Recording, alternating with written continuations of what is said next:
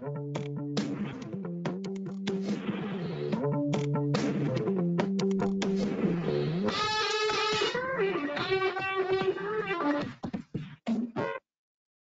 good morning, everyone. Welcome to another Full Compass Full Access webinar, where we bring you the industry experts to talk about the subjects that you've been asking for. And it's a nice close-up relationship that you guys get to have with all of the industry experts that we pick. So take advantage of it and ask some questions. Today we have Justin Strazdas with Roland introducing the V-1HD video switcher to us. And my name, first things first, let's introduce myself. My name is Jim. I am the Manager of Technical Training and Sales Development here at Full Compass Systems. Pull up my camera here so you can see, yes, I am live, and yes, I do look exactly like that picture, and I'm in here at Full Compass in Control Room 1. And just a few things to cover here before we get too deep into things. We have some housekeeping issues. First of all, we have a question feature for you guys to use. Feel free to type in your questions anytime during the presentation. If they're important ones, I'll jump right in and ask those right away. Otherwise, we save the bulk of them to the end of the session. A recording session or a recording of the presentation will be available to you if you have to duck out halfway through. Or if you want to share it with somebody, eventually we will have it up on our YouTube channel as well, but you will get an email with a link directly to the recording of that. And then a small survey at the end. If please fill this out. This is where you get to choose what we will be bringing to you in the next few webinars. And then, so I guess let's just move right into this. Justin, go ahead and bring up your camera and your mic, and I'll introduce Justin you to everybody. Welcome. Thank you, Jim. Hello, everyone. I'm Justin Strazdas. This is our second one we've done, I believe, our second webinar we've done with you. Yes.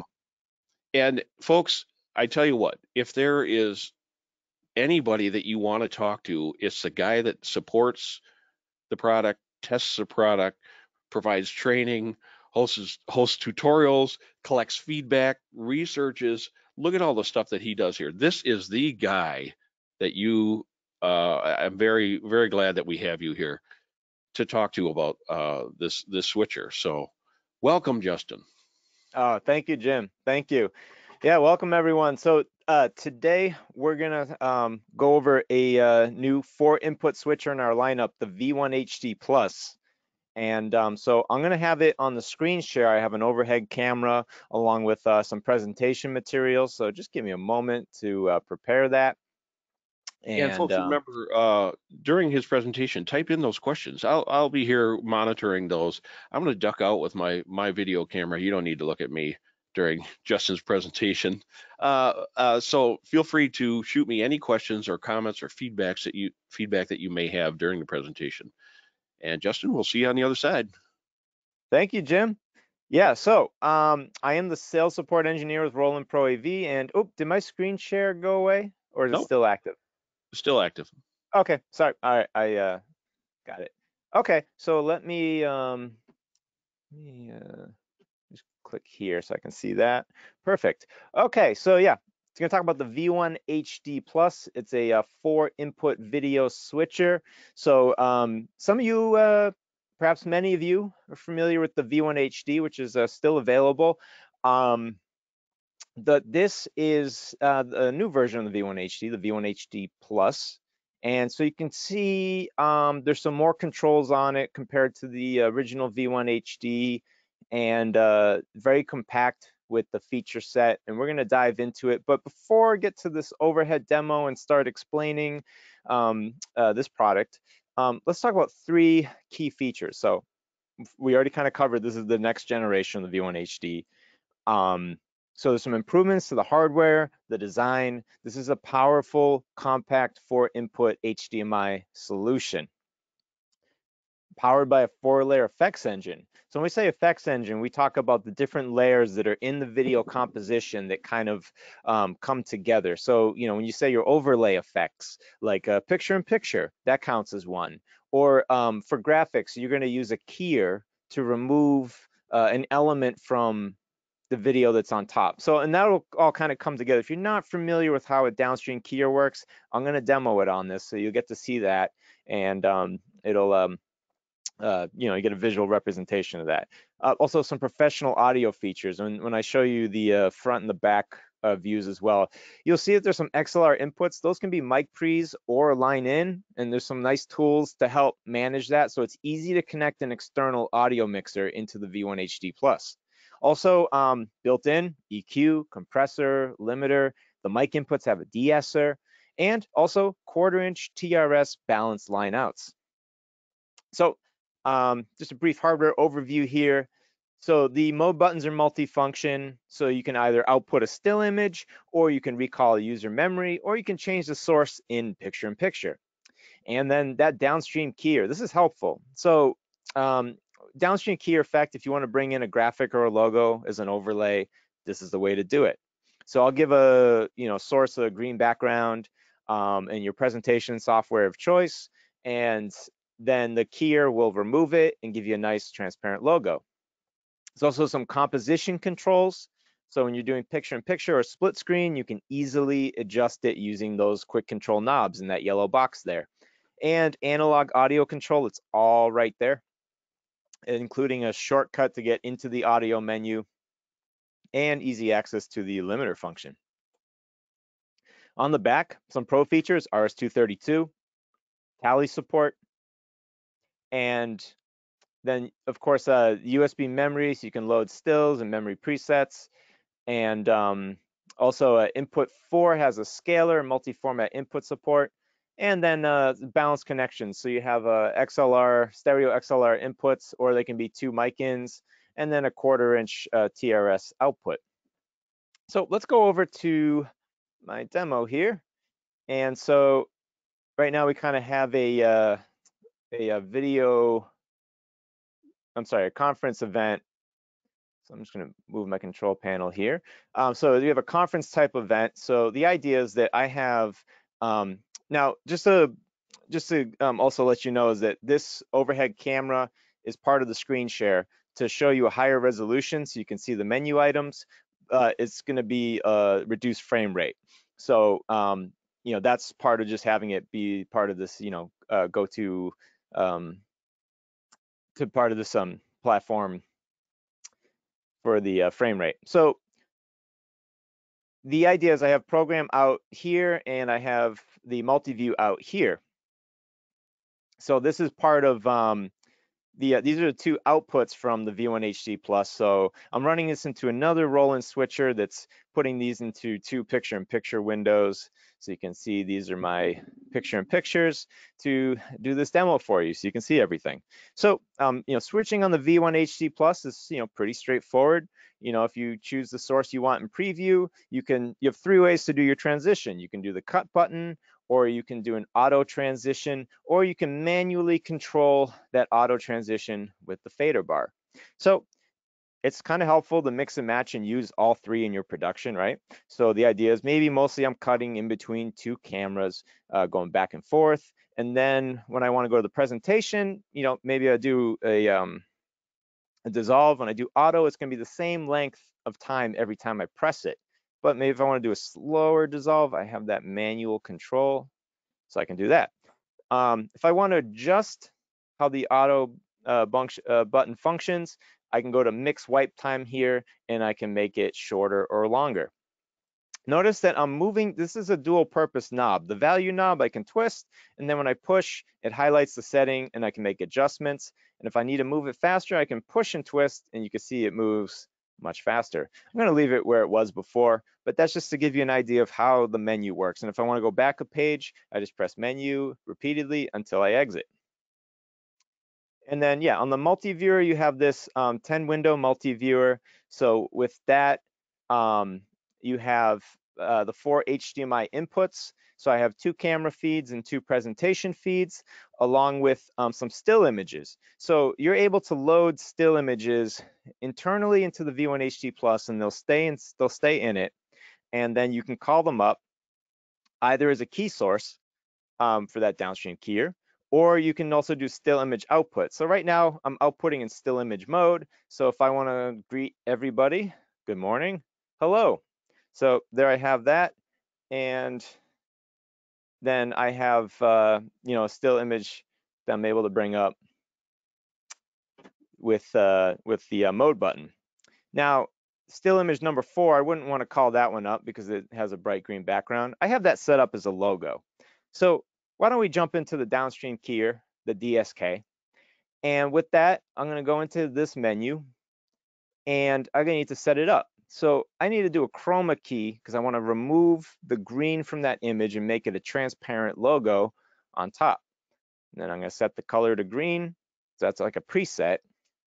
And I need to change the source from HDMI to still 4. Because if I had it on HDMI and I turn this on, it's just going to impose that and try to remove the green from it. So don't want that. Instead, I'm going to change the target to still number 4. And there we go. So you can see on my program, I have a logo. And if you ever want to check an asset before it goes to air, you can press that DSK preview button. So PVW for preview, and then DSK on to send it to PGM or program. So you can have it up on both, but yeah, the preview is helpful if you want to just audition an asset before you take it to air. So I guess I can leave that up. So that's one of the composition layers. So when we say 4-layer effects engine, you can go back and forth between program and preview. So you have, 2 layers transitioning back and forth, plus a picture-in-picture layer, which we'll cover next, followed by the DSK layer on top. Picture-in-picture is pretty straightforward. So let's say I go to a presentation, and then from there, I turn on the picture-in-picture so I have the speaker, right? So I have a speaker in a window, and this is where the quick controls come in. So see here, I'm moving the box around horizontally and vertically. These are dual function too. I can push and twist to resize it, or if I want to zoom in on it, I can push and twist control knob number 2.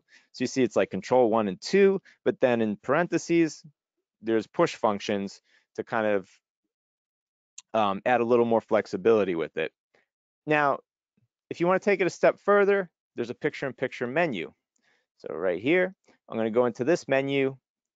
And now I don't need to go into the menu to change the source, because with these mode buttons, I can just choose the picture-in-picture source and it will cut between the 2 cameras seamlessly. And so for my camera shots, I can go back and forth like that and do a pip mix. I can also have this be a key source. So I could actually do a chroma key and have another graphic layer. So if I'm not doing a traditional, camera and a picture-in-picture window, I can have 2 graphics layers. So I could have, I could put that logo on still 4 into this picture-in-picture, and then it's a scalable box. So I can resize and reposition that graphic if I want to make it a little smaller, for example. So that adds some flexibility too for your workflow, because maybe you don't use picture-in-picture, but now you have 2 graphics layers, and you can, have, again, you can have your graphic slides coming in via HDMI, but you can also have a still image, and typically in the case, so maybe you just have a fixed logo that you want in the corner, you can just have that on the DSK like I have up here, and then maybe you put your lower third in that picture-in-picture keyer. So, just to actually kind of show you real quick how that works, I took the DSK off, and I'm going to have this picture-in-picture target still number 4 as well, and so you can just kind of see how this works. So you see here, now I have a logo that I can move around in position and resize. So I have some flexibility with this, and so that can be another way to bring an additional graphic asset into your production. But for the rest of this section, I'm gonna turn it back to a standard picture-in-picture and show you some other things that you can do with it. So let's go back to camera source. And so you have the size controls. There's also shape and cropping controls. So you can do different shapes, and then you can do the cropping and adjust the border. But you can see here, if I do like a crop like this, Then I position the window up here. I'm going to make it smaller with the push and twist. It takes a little time to get familiar with the controls, but once you have them down, it's a way to really quickly edit and dial in your picture-in-picture. Now, another thing too is that I have a view position. So if I crop the camera source and someone's off center and I'm not able to adjust the camera, I can still go in to this view position setting and then try and center up the subject a little more. And so notice how I'm doing fast. It's a fine-tuned adjustment with just twisting, but if I push and twist, it moves much faster. I'm gonna put that back to where it was. So there's a lot of flexibility with how you can set up your picture-in-picture, and especially if it's just a person speaking, you may want to horizontally crop the window so that you have more of a rectangular, vertical portrait rectangular box for the picture-in-picture view, so that you can make the most of the presentation space underneath it.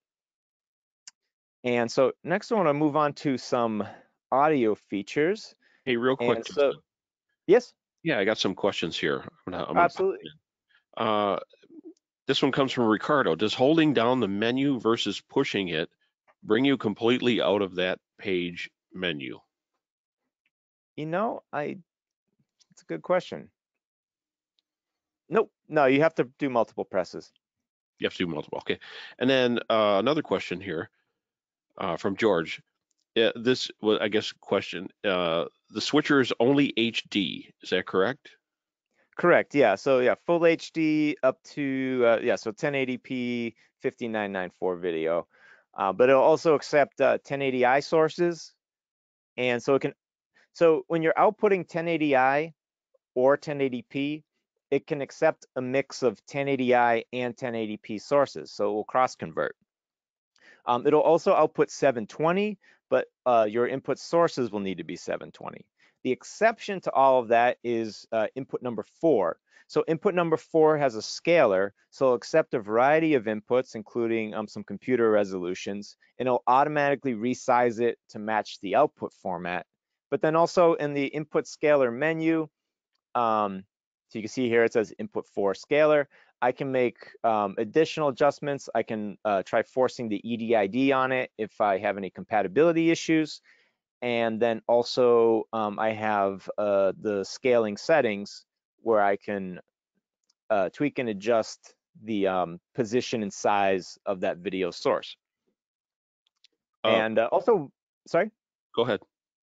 Also worth noting is that all the inputs can be flipped horizontally and vertically. So, if you're, flying this into an event and just, there's a camera that is, maybe mounted and it's, the image is flipped or off, you can just quickly adjust it in the switcher and not have to worry about, trying to get through the camera's menu system. So there's some flexibility there as well. Excellent. So our audience is widely varied as far as technical knowledge. And right at the beginning, you showed a slide that showed tally support. That has tally support. Could you explain that? What that Yeah, is? um, so there is reference documentation. So in the box, there's a quick start guide. And then if you go to the website, to the downloads page, or if you contact support, I can send you some links and resources. There's a PDF reference manual which has specifications for the tally. So a tally system typically is that, if you have a multi-camera setup and you have talent, you're doing an interview or a studio show or a conference, and you want the talent or speaker to know that their camera is active and on the program, then it'll send a signal out to a light, and then you'll have a red light to indicate, okay, that camera is live. And then that would affect sources that are either on a program as like the main or background layer, or it also affect the picture-in-picture source would also be considered active for that tally. So, camera 1 is up in the picture-in-picture. So as far as the tally system's concerned, that's an active source. And so there are some third-party solutions out there that will interface, the Tally connection with Tally lights, and then like kind of like a brain or processor that manages those signals. So it's a 15-pin connection on the back of the switcher. So let me just go back to that real quick. So there's that 15-pin, I'm sorry, wait, sorry, 9-pin, sorry, it's a 9-pin Tally connection. And so that would be interfaced with hardware. So yeah, so Roland does not have a Tally system for that, but if you are looking for a Tally solution, just talk to Full Compass, and and then also if you need the link to the reference documentation, I can get that to you through support. Excellent. I have some other questions, but I think you are going to answer them in your presentation. So I'll hold those. And if you don't touch on them, then I'll pop back in. All right. All Okay. yours again. Let me just take one moment here to make a slight adjustment. Yeah, keep those questions coming in, folks. You're probably not the only one that is holding that question in your brain. A lot of people will have the exact same question and just won't ask it. So feel free. There are no dumb questions at all on this show. So Yeah, these have been some great questions, everyone. Yeah, so the audio section, we have the audio mixer. So you saw the audio I/O. So you have two XLR inputs, and then those can be stereo or mono. You have the stereo RCA input, and then you have the 1/4-inch balanced outputs. And so those outputs, maybe you have some important audio coming in via HDMI that you want to extract. And so you can utilize those balanced outs and send it to a console that's even a good deal of distance away, because it's a balanced audio connection. There's some tricks to setting up audio in the menu that I'd love to show you. And so there's already a shortcut button. So instead of pressing menu and going to audio input, you can just press the setup button and it takes you straight to that menu. It's a nice little shortcut. Now, so audio inputs 1 and 2, these are the XLR ins. And that orange dot at 2 o'clock, that means it's at 0 dB. So, basically it's passing through. It's neither being boosted nor attenuated, the level. Now, there's a great new feature, the setting, mono setting. The idea is that, okay, so these first 4 options in the audio input menu are the HDMI inputs, right? So HDMI in 1 through 4, any audio on that is going to be part of your mix, this digital audio. It's what we call embedded audio. So the idea is that in this menu, there's a setting called mono, because sometimes if you have a camera set up with say a microphone or two, some cameras will just hard pan the audio all the way to the left and all the way to the right, and it can throw you off in the mix because you have hard panned voices, it's people speaking, so that can sound off. You want them centered, right? So with this mono tool, I can take this HDMI audio, I can have just the left channel be centered and then mute the right channel, or vice versa. Or I can sum left and right together into a mono signal. So this is an incredibly useful tool to bring in some more microphones, because you have some camcorders with XLR inputs, and you're running some wireless lavalier receivers into those cameras, and you only have so many, you only have 2 XLR inputs on this, and maybe you don't have an audio console for your event. So this kind of helps get you a nice mono mix of multiple speakers when you need it. But if you do have an external audio mixer, let's talk about those, these audio in 1 and 2. So those are the 2 XLR inputs, and these are the faders for them. And the idea with this is, you can see it says link here. That's for link mode. So the idea is that you can do a stereo link of these 2 faders, so that if you're bringing in an external audio console, external audio mixer, you can run a balanced connection. So you can take XLR outs from that mixer and run into here. That's perfect, right? But if you want to take it a step further, if you just press and hold this, all of a sudden you're in linked mode, and you can see right here, this already changed and it says it's linked. So now you don't have to change the settings in equal step for both. And matter of fact too, is if you need to like bring down the mix a little bit and you can't communicate to the audio operator, you can just do this, bring the level down of the mix. And this is now acting for audio in 1 and 2. So with this, I'm able to mix the stereo line level signal and just do it all off of that. Now, if you're going to bring in a line level input, make sure that the gain is turned all the way down, because these still have preamps in them. But the idea is if you turn it all the way down, you can bring in a line level source from an external mixer. But if if you're using, or you could bring in a stereo microphone if you want here too. But the idea is if you had 2 mono microphones, then you would take it out of link mode. You'd turn up the gain for your microphones with the level set to 0. Get a nice clean level from those microphones. Maybe if it's a dynamic, you got to boost the gain a little more. And once you have that all set up, then you can mix your levels off of that. And then these two are in turn fed to the main fader here, so you can control the whole mix as well, and you can enable a limiter on that audio bus.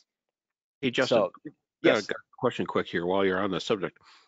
This one's from Tom. If you sum the left and right input from the HDMI source, can you adjust those levels independently downstream, or is it once you've summed them, they're locked? Yeah, it's treated as a single. Yes, you can't independently mix them. You'd have to do that on the camera side. But yeah, so because the idea is that the embedded audio too wouldn't go through any. It just goes through level control. It doesn't go through any gain. So it doesn't have a preamp, because it'd be treated as effectively as line level. So in So that treat it on the camera situation, side. Treat it on the yeah, camera side, or keep them separated. exactly. Yeah, in this case, it'd be treated as a single channel summed together. Got it. So yeah, there's no it doesn't split it into 2 mono channels. I should clarify that. And then two is that these HDMI inputs have almost all of the same processing as the mic inputs. The mic inputs add a de-esser. But you can see right here, this is an HDMI input. This is embedded audio. It could be even, a presentation from your laptop playing a video file, and you can still add a high pass filter, noise gate, compressor, and equalizer to those HDMI channels. So that's a nice feature as well. And you can see here, if I go to these audio ins, you can see there's you also have a reverb send. Delay is helpful if you're trying to mix and match different cameras and you may have some issues with lip sync. Each audio input has a delay setting to help get the mix appear in sync. There's also some presets, so you can apply a meeting preset, and it'll add like a high pass filter, and maybe it turns on the de-esser and the compressor and the EQ. So I can just go to those presets, and maybe I have like an ambient mic in the room, or if I'm doing an interview, then I have this whole group of settings here. So there's 3 presets. They're fixed. You wouldn't create your own. They're just there's starting points to kind of help dial in a mix if you're setting up some microphones. And you also have access to the presets for the HDMI inputs as well. And then also there's a mute solo menu, so you can quickly do mutes or solos for the mix. So you have access to those mixer controls in the menu. And then for the audio out, you have the limiter controls, as well as a bus EQ and compressor. So you can really dial in a good mix, especially if you're going to go out to the web. If you're capturing the output in a streaming device or a capture device, you can get a nice, healthy mix with some compression and limiting, to help get a good level for everyone out there watching your content on small speakers, their laptop, their tablet, their phone.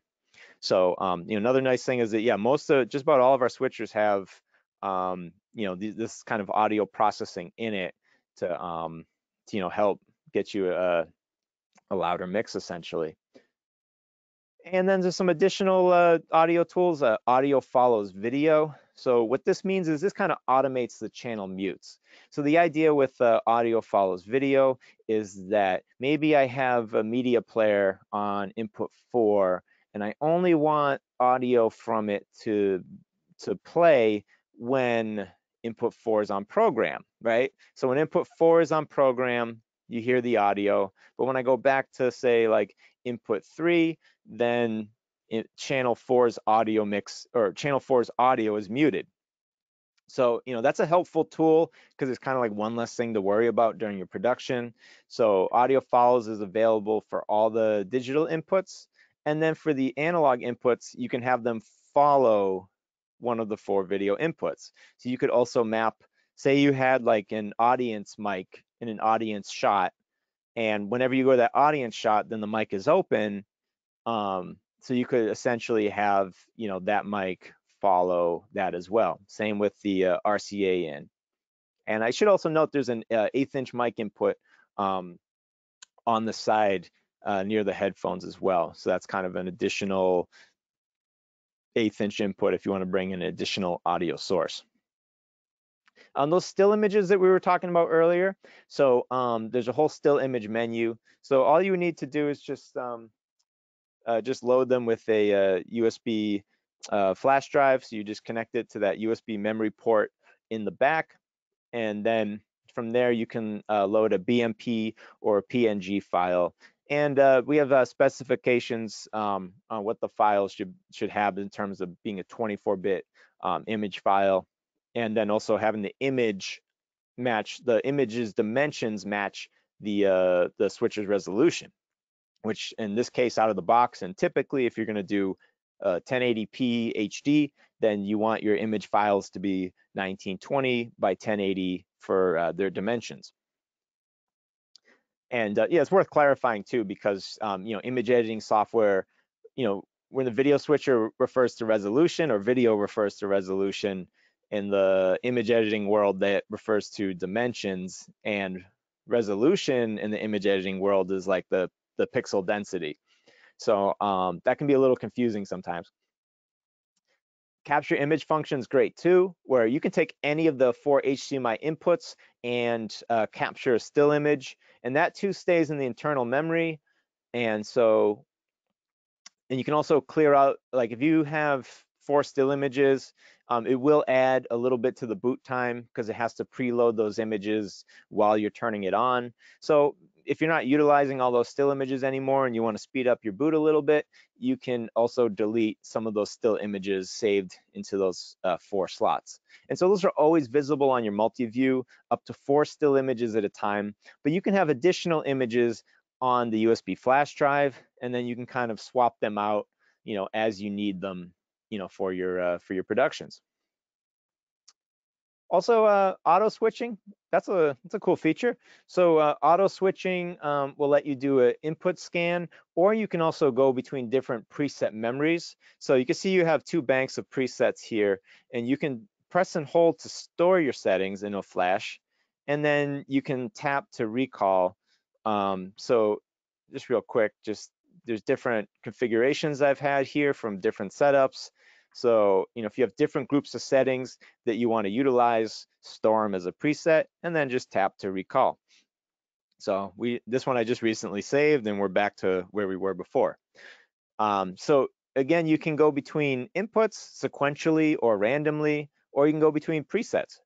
And then also you can set the amount of time that each source would be active. Oops. Or in the case of preset memory, how long each memory preset is active. So say there was something you wanted to, maybe there's an input that you want to leave out of the sequence, you just turn it off. And some additional settings for the tally. And then for setup here too, let me just check my time here. Okay, so for HDCP, if you need to bring in a Blu-ray player, that has copy protection on it.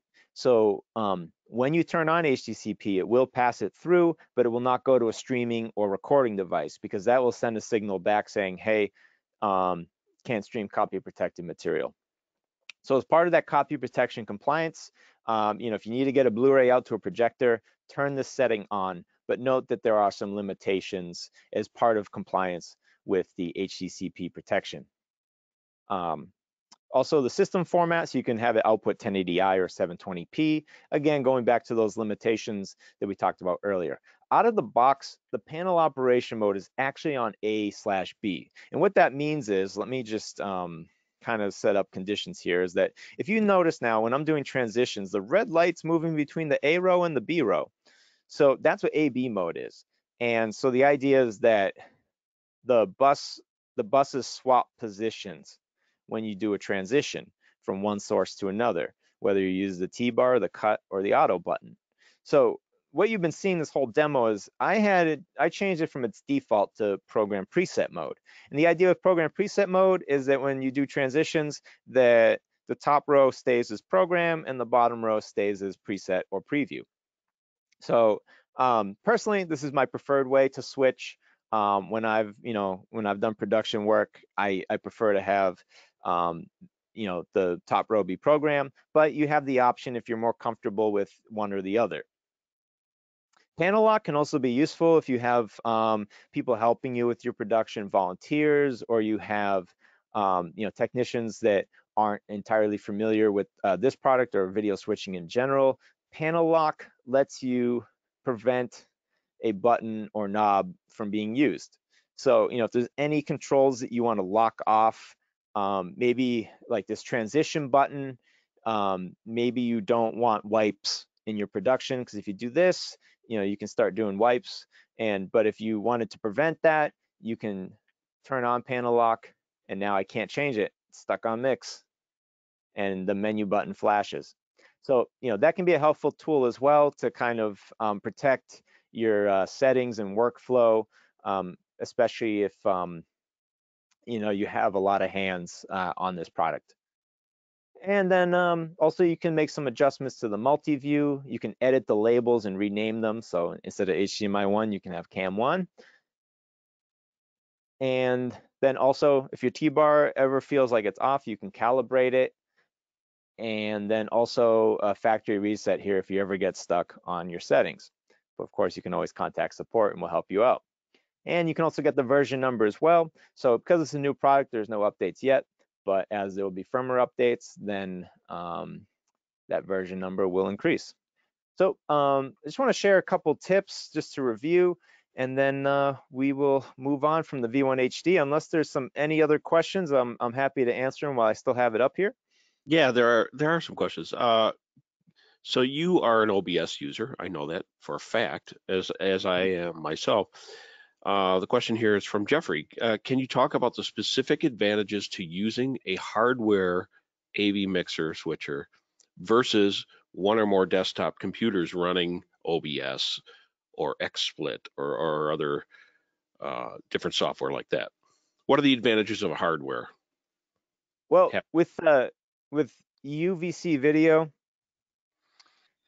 you can turn a video switcher into like one big webcam, right? So the idea is that I have multiple audio and video sources running into one piece of dedicated hardware, and then all the computer sees is a USB video and audio connection. So as far as my computer's concerned, this is a webcam. Everything you see. Yeah. And you can see everything that it did during this demo, and it's just being treated as a webcam. So, with that degree of flexibility, especially when using software like OBS, which is just, a great tool. I have a guide for how to set up our products with OBS that'll walk you through configuring the video inputs or the video sources, I should say, and then the stream settings and how to connect to various platforms. That's on our knowledge base at proav.roland.com. So for this setup, and I'm going to get into this in a bit too, is that we have the UVC01 USB video capture device, which is available only in a bundle with, so it's the V1HD Plus STR, Sierra Tango Romeo. So the STR bundle includes this UVC01 video capture device where I connect the HDMI output to it. And actually, I'm going to skip the tips and jump straight into this too for time. So I already Feel gave free away to, the answer. depending, Justin, feel free to take this longer. We're not on a Oh, hard okay. stop time limit, because there are lots of good questions coming in. And you just answered one of Sam's questions. Is this have live streaming capabilities? This is the answer right here. Absolutely. Yeah, so the standalone V1HD Plus does not have a streaming output. So the USB output, the USB 2.0 output on this is reserved for future use. Plus, typically USB 2.0 is not going to carry HD video. So the idea with this box is that you can output up to, or you can capture up to 1080p 60 and then bring it in via USB into a computer. So these bundles are available for some of our models, but particularly for this one, there's the V1HD Plus STR bundle, which includes UVC01 capture device plus the necessary USB cable. So basically that little signal flow there too. So it's the switcher's HDMI output to the HDMI input, and then the USB out to the computer. So simple little box. You've been seeing it here during this demo, resting right here. So I have it connected to another laptop. And so, Hey, Justin, here's a question. Mhm. Can you choose an iPhone as a video source? That would be done over HDMI. So so for any phone sources, you just need a way to get clean full screen output via HDMI. So you get like a Lightning or a USB-C or adapter for your iOS or Android device, and then you just need a camera app with a clean output. Yeah, and if you contact me in support, I have some tips and suggestions for that. And so Uh, yeah, this is a mhm. and a few clarification things. Green versus red, program versus preview. Which is which? Yep, yeah. So yeah, so it'll always be red as program and then green as preview. Now we say PST or preset because even though it goes to preview, also your compositions, which in our case would be picture in picture or this downstream keyer for graphics, would also be overlaid on it. So that composite of everything is what preview is considered. And then when you do a transition, the preset source and the program source swap positions. Yeah, that's it. It's counterintuitive when you think about it, really. Red, we're so used to red meaning stop, but in the Mhm. recording world, red is live. You're live. Yeah. Yeah, And same with tally too. So yeah, if the tally is green, that's not telling the talent that they're live, but rather get ready because the director might choose your shot. Um, so yeah, red is program, green is preview. And yeah, so this is a plug and play device too on the UVC01. It also has a 1/8" aux in too for external audio that's simultaneously active. But typically you're just going to run the mix embedded on HDMI into that input. And so let me see here. There we go. So yeah, here's a example of a streaming workflow. So I've had 3 cameras and graphics, kind of what you've been seeing here during this demo. And then mics are a mixer, and then in this case, I want to go to an in-house display. So maybe I'll get a splitter to take the input and split it to the UVC and then the display. Because remember, HDMI output 1 is program, which I'll need to split up. And then HDMI output 2 is that multi-view, which you've been seeing in this top left box here. And let's see. Also, too, just so you know, is that these are the products that have STR bundles available, but contact Full Compass for more information. So the original V1HD is available as well with it, including the V02, the V8HD, and the V60HD SDI switcher. So we also have 2 new pieces of software. Now these are Windows only, so if you have a Mac, you can use OBS for streaming and recording. Also, if you're just recording, we still have the VR capture. So all the Roland software solutions are free. And so this will also work with our VR series AV mixers. But yeah, so this is the new recording software, which also has an output to virtual camera, which is a helpful tool if you're you know, if you want to record, but you also want to bring the UVCs, you know, bring your video mix into Zoom still.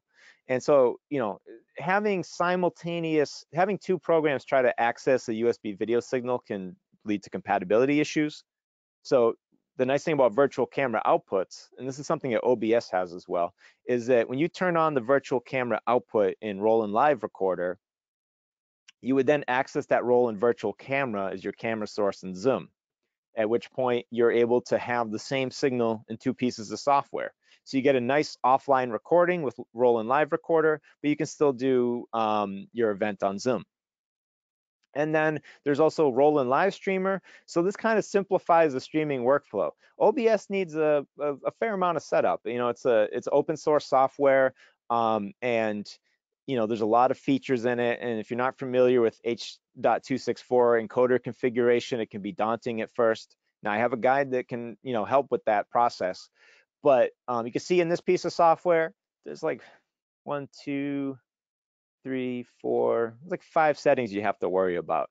So you choose your format, which would be like the, you know, resolution. So you can, you know, you can output up to, you know, 1080p 60 with this. But maybe you're streaming on LinkedIn and, you know, they cap it 1080p 2997. So, you know, you're gonna change the format. And so this, you know, will convert the resolution and frame rate for you. And then also the bitrate settings, you can choose the quality. And then the for everyone familiar with streaming to say like Facebook, YouTube, Twitch, etc., you have the what's called RTMP. So there's a URL and a stream key. And so the idea is you would get those from the streaming control panel page. So, you know, you log into your account, you're getting ready to set up the live stream.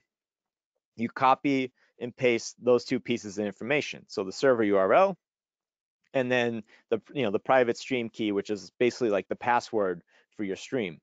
And then once you have those two in, you click on live stream there, it starts sending the feed, and then in the service, you go live, and then that's it. But yeah, really nice to have that bitrate quality adjustment as well, because if anyone's streamed to Facebook, as you know, there is a cap at about 4 or 5 megabits to the stream quality. So if you're sending higher than that, you're kind of just throwing away bandwidth. And so just so you can see it as well, let me just bring it up.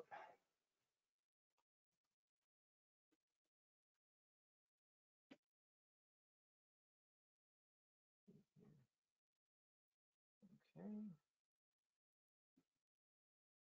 So I'm going to pop in here real quick. One of the other advantages I want to point out versus OBS is not all cameras have a USB output. So if you're using your computer, it's got to be a USB. The camera's got to have USB to that. A lot of the high-end cameras just have HDMI. So you can use multiple high-end cameras, all summing that into all of those HDMIs into one single USB plug. That's a big advantage there. Yeah, and You're Jim, not limited to the camera that you buy. that's a great point, Jim, too, because one thing worth noting about, you know, you could just say, all right, well, I'll buy 4 USB webcams and I'll plug them all in and I'll set them all up in OBS. Your computer might freak out.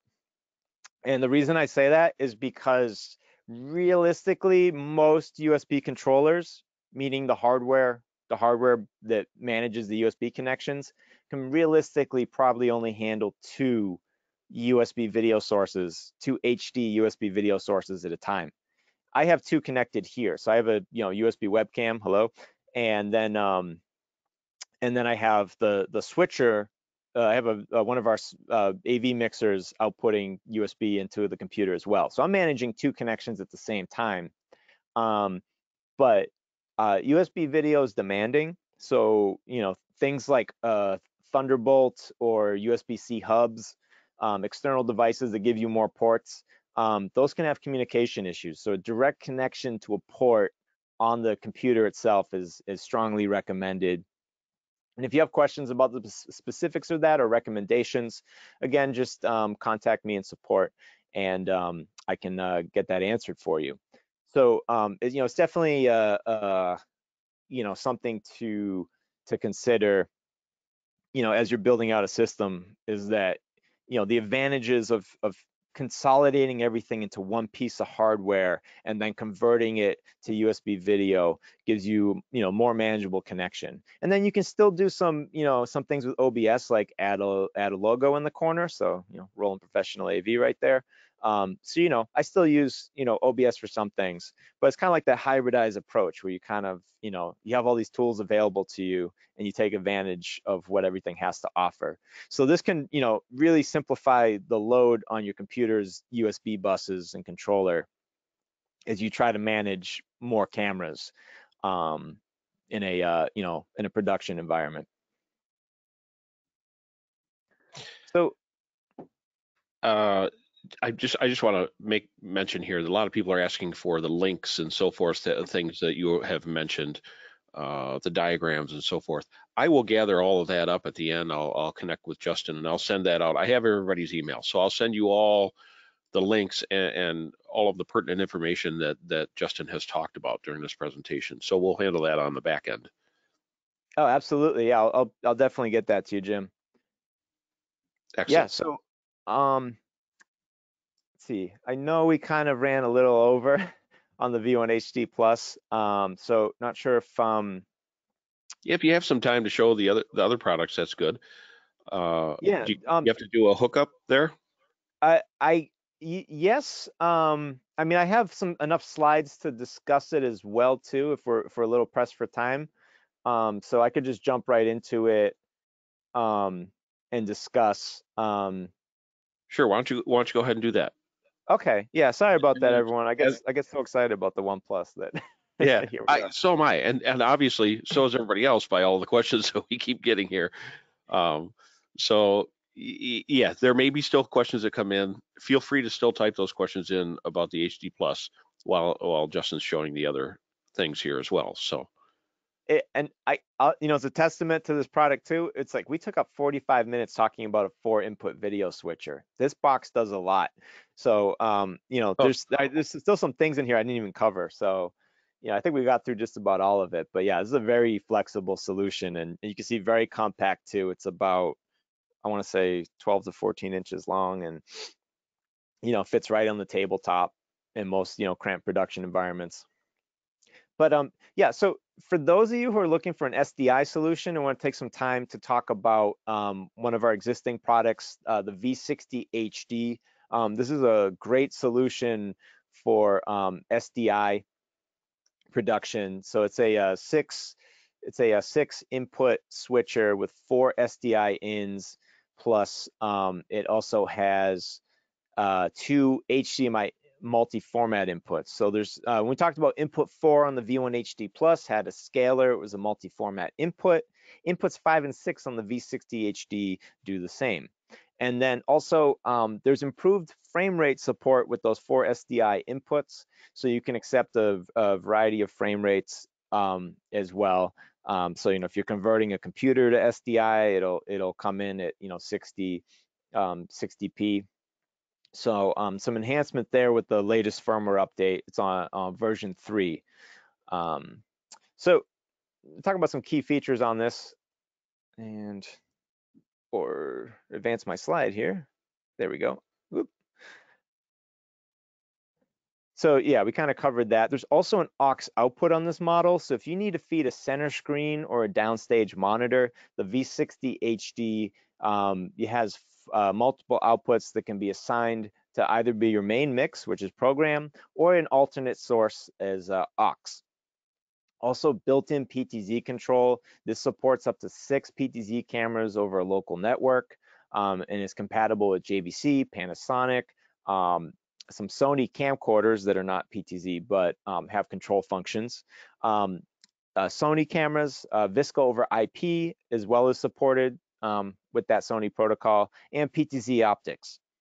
And you can control and recall presets for these cameras using the controller and a USB gamepad. And then we talked about composition earlier, picture-in-picture, downstream key. The V60HD has it as well, and also an expanded audio mixer. There's XLR TRS combo inputs. So this is what the 60 looks like. So you can see there's an audio mixer section up top, so a bit similar to V1HD Plus, of course. And then those, just like the mode buttons on V1HD Plus, you can see there in green, there's either aux or preset memory, or you can press and hold it to recall PTZ presets. And then the effects controls, again, another similarity to V1HD Plus. The idea is that you can adjust your picture-in-picture and downstream keyer easily without having to go deep into the menus. And then this has a built-in LCD too, so you can see the menu options. But that menu also appears on the multi-view output. And then on the back, you have 4 combo inputs on this model. So you can do a mic or line XLR or TRS, as well as the four video outputs. So whereas the V1HD Plus has program out and a multi-view out, this has a dedicated multi-view out, but it also has 2 SDI and 2 HDMI outputs. Those can be program, those can be that aux video, that downstage monitor feed that I mentioned, but also it could be preview. I mean, so if you have a lot, if you have a bunch of monitors and you really want to see everything, you have a lot of outputs to work with. Also, and this is big for anyone out there that is, big into control solutions that work with, say multiple manufacturers' products, LAN control. So V1HD Plus does not have LAN control, has RS-232, so that's still an option for interfacing with the control system with the V1HD Plus. But on this V60HD, you have that, you can issue commands over a network, and so this will work with a variety of LAN control solutions. Again, we talked about the website. There's a PDF reference manual for each product. So that V60HD reference manual is going to have the protocol as well as the command list. And there's a lot of cool things that you can do with that control and sort of work it into part of a larger system. So yeah, again, one of the keys of that, talking about that PTZ control, is the idea that you can recall presets from the switcher, and with that control up to 6 cameras. It also has a PTZ tally support. So some manufacturers of PTZ cameras will have the tally light built right into the camera, and the V60HD will send the tally signal over the network to that camera, and the red light on it will turn on when that camera is active. So that pretty much covers the V60. I mean, there's a lot. I mean, I could talk about that one for an hour too. But if you have any other questions, I'd love to take some time to answer them. Or if there's anything else that you want me to show again, I'm happy to review it. Yeah, we got good. That's awesome. I've still got my brain set on the HD Plus there for sure. Even watching the V60, I'm enthralled by such a small unit with so much capabilities. Mm. Tony's got a question here. Is this a unit you would recommend? This is again back to the 1HD Plus. Is this a unit you would recommend for both live theater production as well as home studio video podcast production recording? Oh yeah, yeah. I mean, And it's just literally, I would agree. I mean, it mhm. depends on the number of cameras, obviously. Yes. If you're going to go much bigger productions, then you should consider a bigger video switcher. But this Yeah, is, you can run 4 cameras, no problem. yeah, and I want to go back to this diagram too that I had earlier. I mean, I mean, obviously the inputs can be whatever you need them to be, In the demo I did, I had 2 PowerPoints because maybe I just had 2 cameras for this conference, and I just wanted to quickly go back and forth between, like, I wanted to have the next presenter on deck, with their second PowerPoint. So, but typically it's probably going to be like 3 cameras and 1 presentation or graphics source, and that takes up 4 inputs. And again, we're going back to doing it all via USB on a computer. Is that possible? Is it manageable? What are the advantages of a single piece of dedicated hardware? And so, I mean, workflow, I mean, is something that even for my personal experiences, that it's version 1.0 that you put together is never going to be the final workflow. You're going to find ways to tweak and adjust. And so a piece of hardware like this is a good starting point, because you sort of have like the framework for a video system and a logical workflow for operating transitions between sources. For me, it's like, I'd say like, oh, I'm cutting between cameras, and then I dissolve to the PowerPoint, the presentation, what have you. So the idea is that this is kind of like, can complement these hybrid workflows where you have solutions like OBS in the mix, where you're bringing in a Zoom feed from a dedicated laptop, or a one of those like little box like Intel NUC computers. So it's a very difficult question to answer completely, but I hope that some of that went towards answering that. Justin, are you familiar with the AJA Hilo at all? Yes. Would this be compatible with that? Yes. Yeah. So the HDMI output would, yeah. So the Hilo is like a hardware encoder. So, the idea with like a RTMP hardware encoder is that it takes an HDMI or SDI input and then encodes the signal, and then outputs it as a LAN connect, over a network cable to the internet, right? So the idea is that hardware encoders are going to do the whole stream for you. Um, in terms of like, you're not capturing it on a computer as a USB signal and then having the computer encode it. So yes, this would output to that, and then you can then do the RTMP stream to a CDN platform like Facebook or YouTube. So in that case, you would not use the UVC01, but the UVC01 in a STR bundle, would be helpful in a situation where you want to bring it in as a camera source in a Zoom meeting, right? So the idea is that you need a USB, basically in Zoom, you need a webcam. So, that UVC01 converts it to a webcam signal, and you bring it in that way. So there's different workflows depending on the platform that you choose, and what your client's needs are, or what your content's needs are. Excellent. I'm going to bring my camera up here so you're not left alone there. So you may have touched on it, you may have not. Can you do one of the issues, and I've run into this many times when streaming, and I'm sure everybody that's been streaming has run into this, is the out of sync audio and video. Do you have that capable to sync that within the unit, the HD plus?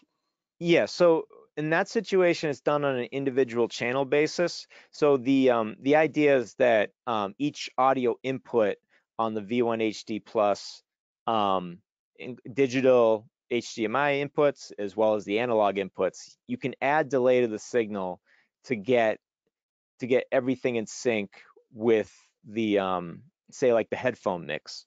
So you get everyone talking, you look at the camera shots, you check the lip sync. I might need to make a little adjustment here, because maybe you have like a um two cameras match, but then you have like a third one that's maybe like a like a as like a just a box cam that's just zooming high up in the back of the room. And maybe you got to get that in sync. Now, if you need to bring the whole mix in sync because it's off in the stream itself, then if you're streaming with, say, like OBS, I would just suggest adding the delay in the audio mixer there. That way, the whole mix coming from the UVC would be delayed together. But yeah, so it's kind of like two stages of delay. The idea is that you have would adjust input delays if needed for the in-house production part, and then also separate from the V1, you would add delay to the mix if video and audio are out of sync after being encoded. And I believe, you can correct me if I'm wrong, but I believe between the camera and the switcher, every piece of equipment that you may have in between there would, on average, it's a frame delay. at least 1 frame of delay. Is that Yeah. I would say, so? If you're yeah, running and through anything else before that switcher, mhm. that could be delayed from other cameras that are direct connect. Well, and the thing too is that some cameras can have 3 to 5 frames of delay as well. Best practices, things to look out for is that just make sure that if at all possible, just have the resolution and frame rate of the sources and the switcher match. So out of the box, this is set to output 1080p video at 59.94 frames per second. So just about every HDMI camera supports that now. So, just making sure that, that's the setting for it, and not having things set to say like auto or doing like a down conversion. So, that can, help with latency. And then, it's and depending too is like if you're going out to a projector, so you're doing image magnification, IMAG, and that's critical, you might find that, given you can do longer cable runs with SDI, that maybe if you have a large space and you need to manage cameras that are pretty far away, that you want to go with an SDI workflow and consider a product like the V60 HD. Absolutely. And now, one last one, and you may not have an answer, but I'm going to ask it anyways. Are there any thoughts of Roland making a 6 HDMI input version of the V1HD Plus, like a V1HD plus plus plus or something? Well, not a In other words, 6 they're asking, input. what do you got in the works? Anything this Well, size, 6 we input. not in the works, but was released back in February, was the V8 HD, which is an 8 input HDMI switcher, and that has some similarities to the V1 HD Plus. So a lot of what I showed you today applies to the V8 HD, and that has an STR bundle option as well. And that adds a second picture-in-picture. It adds a Boss foot switch control. And let me, if everyone has a moment, I would like to quickly pull up a couple slides for that one, if that's okay, just so Yeah, you can see absolutely. Go it. ahead. Lon, I see you have your hand raised. Go ahead and type in your question in the question feature. And while he's getting that set up, and we'll see if we can answer that.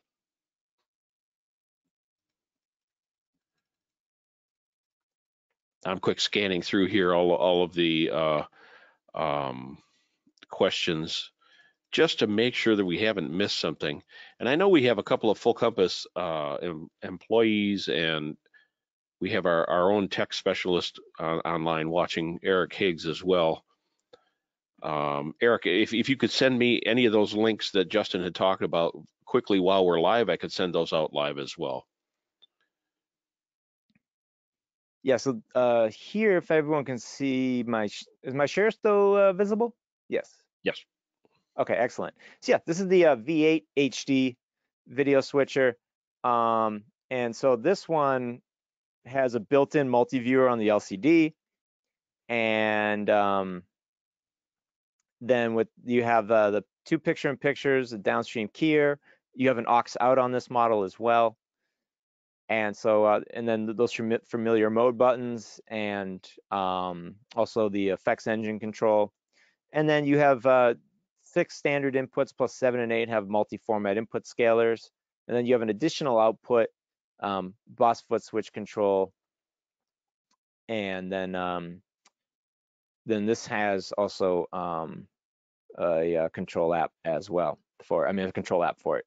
Sorry, the V1HD Plus does not have a control app at this time. So so if you're looking for more inputs, but you want to keep that HDMI workflow, and you like the way that the V1 HD Plus operates, then V8 HD is an option as well. And then this also has a STR bundle for streaming. All right, I send out a link to everybody here, to the Roland site, the Pro AV site with the HD1 Plus. So you all have that link. I think is that everything, Justin? Are we good?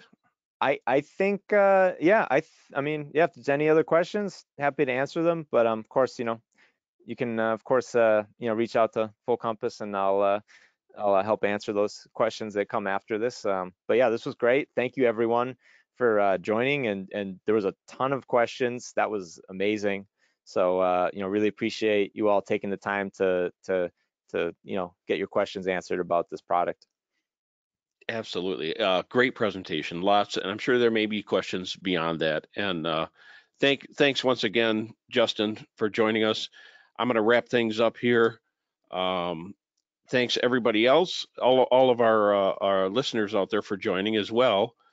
It's been a pleasure, and feel free at any time to email me if you have any other further questions regarding this product or any Roland product. You can email me at jripp@fullcompass.com. That's jrip@fullcompass.com. If I can't answer the question, we have a couple of video specialists on staff. Also, I can always push the questions directly to Justin. I have lots of connections in the industry, folks. So I think that's going to be it. Thanks once again. Please fill out the short survey that we have at the end. This will bring the subjects you want to hear to our webinar series. And I am going to duck out here. Have a great rest of the day, folks.